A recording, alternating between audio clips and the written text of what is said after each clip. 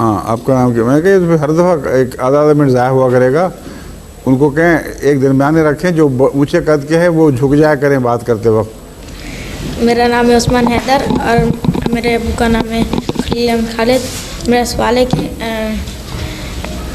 کہ شیطان ہم کو برے راستے میں لے کے جاتا ہے، اس کو کیا شیطان جو ہے وہ ہم کو برے راستے میں لے کے جاتا ہے اور اس کو مار کیوں نہیں دیتا علم مانتے کیوں ہیں لوگ؟ نہیں، اس کو مار کیوں نہیں دیتا؟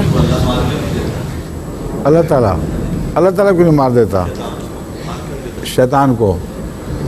اس لیے کہ خدا تعالیٰ نے یہ چھٹی دی ہوئی ہے انسان کو کہ چاہے تو وہ برے کام کرے چاہے تو اچھے کام کرے، لیکن بتا دیا ہے کہ اگر برے کام کرو گے تو سزا ملے گی، اگر اچھے کام کرو گے تو جزا ملے گی۔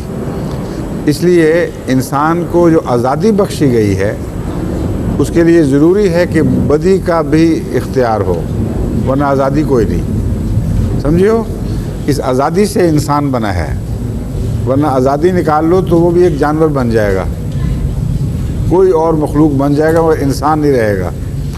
تو انسان کی شرشت میں وہ آزادی داخل ہے، چاہے تو یہ کرے چاہے تو وہ کرے۔ جب آزادی ہوئی تو پھر شیطان کو مار کے بدی والا حصہ کہاں سے پورا ہوگا؟ پھر تو امتحان میں انسان پڑھ ہی نہیں سکتا، پھر صرف فرشتے اس کو کہیں گے اچھا کام کرنے کے لیے، برا کام کرنے کے لیے کوئی کہے گا نہیں، تو آزمائش کیسے ہوگی؟ سمجھو؟